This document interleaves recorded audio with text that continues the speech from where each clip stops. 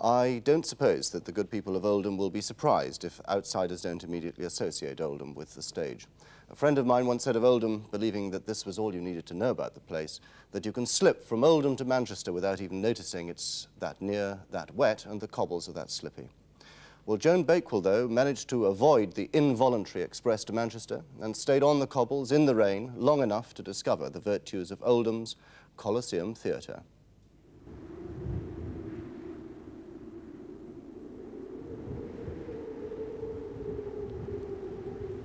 This is what Oldham used to be all about.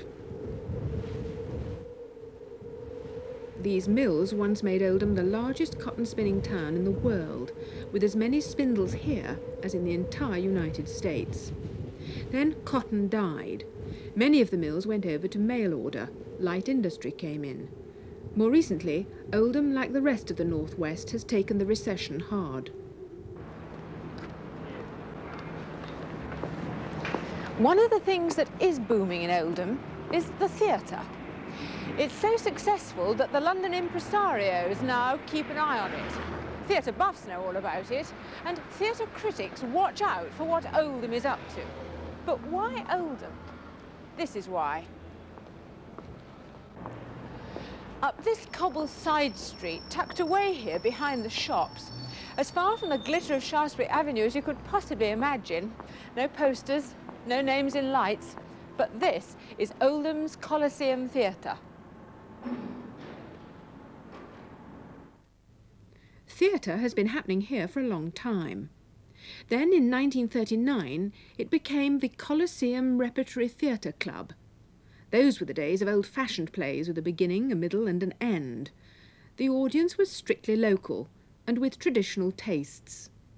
Then in 1978 that company went into liquidation, and from the ruins sprang a brand new approach, the creation of one man, its director, Kenneth Alan Taylor.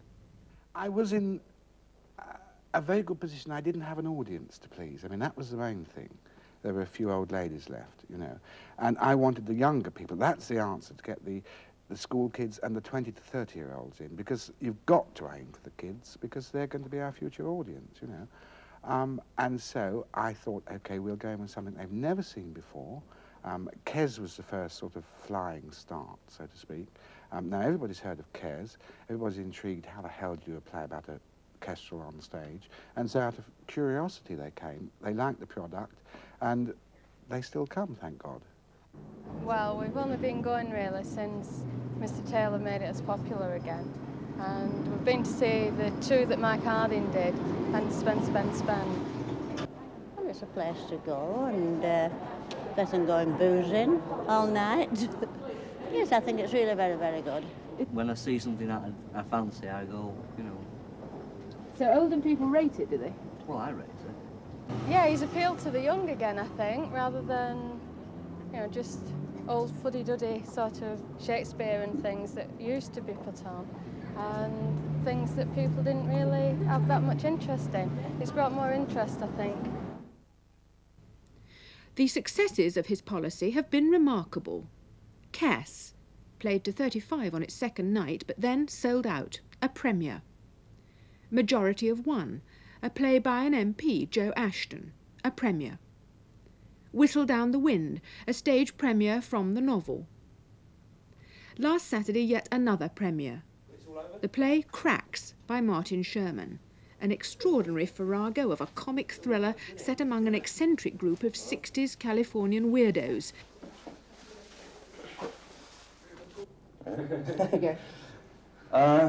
It's excellent theatre to work at.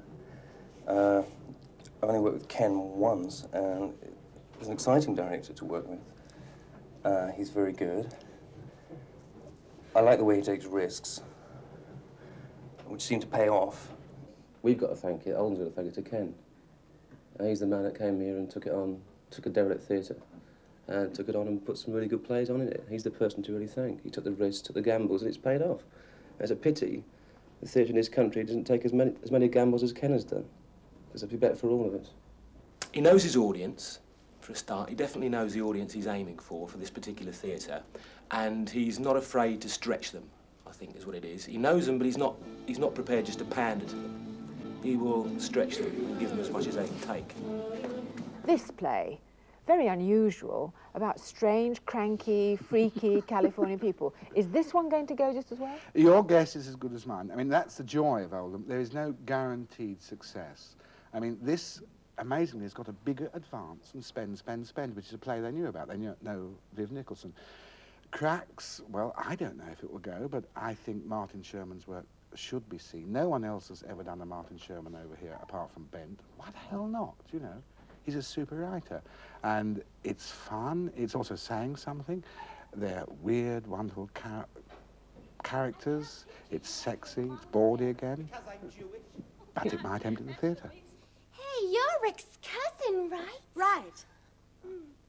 You want to come to my room? Well, I don't think so. Oh, I'm really into families. New plays are death to most theatres. But I think if the play is relevant and gutsy, then people will come and see it. And at the moment, we've got 3 plays that you cannot see anywhere else in the world at the moment. An awful lot of the plays that you've premiered here have been very bawdy. Do you think you're appealing to that kind of rudeness? Well, you know, the North is... It's hard. You've experienced the weather out here. You know, it's no good doing sort of light comedies with French windows and that sort of thing, and anyone for tennis. That's all gone. That's dead. That's why the West End's dead, isn't it? You know, give them a bit of guts, give them bawdiness, let them really laugh. I mean, nobody in the world laughs like a Northern audience. You know, big fat ladies rocking backwards and forwards. It's wonderful.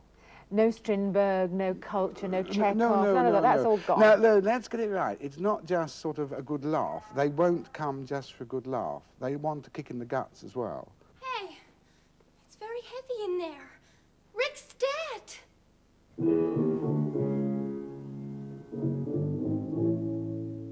So that's what they mean by kicking the guts in Oldham. Joan Bakewell reporting from there.